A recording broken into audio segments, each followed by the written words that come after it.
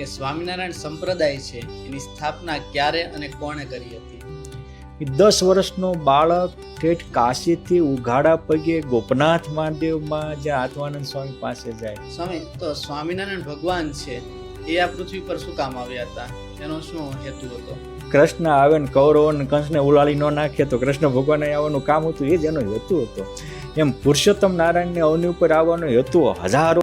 એવું પણ કહેવાય છે કે સ્વામિનારાયણ ભગવાન પોતે પોતાના ભક્તને લેવા અંત ટાણે આવે છે. એના પુરાવા શું? પહેલો પુરાવો તો ભગવાને પોતે વરદાન આપ્યું છે.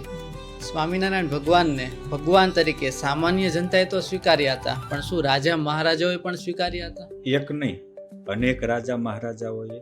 કે આ વડોદરાના રાજા સયાજીરાવ ગાયકવાડ અને એમને અને સ્વામિનારાયણ સંપ્રદાયને પણ કંઈક તાલ્લુક છે. વડોદરા નરેશે પહેલા, પરંતુ ક્યાંક ને ક્યાંક હજી સ્વામિનારાયણ સંપ્રદાયનો વિરોધ થાય છે.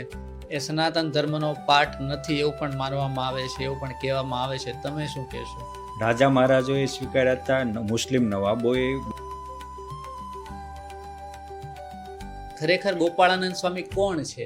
યોગ સમ્રાટ ગોપાળાનંદ સ્વામી એટલે પણ આ ગોપાળાનંદ સ્વામી વિશે ગ્રંથોમાં ક્યાંય લખાયેલું છે? કોઈનું સૌથી વધારે કોઈ સંતનું પ્રસંગો લખાણા હોય. ગોપાળાનંદ સ્વામીની ખાસ વિશેષતાઓ શું છે? ગોપાળાનંદ સ્વામીની રૂવાડામાં બ્રહ્માંડો ફરતા હતા. હજી ગોપાળાનંદ સ્વામીમાં એવું તો શું હતું કે સ્વયં પુરુષોત્તમ સ્વામિનારાયણ ભગવાન એ એમને આધીન રહેતા હતા?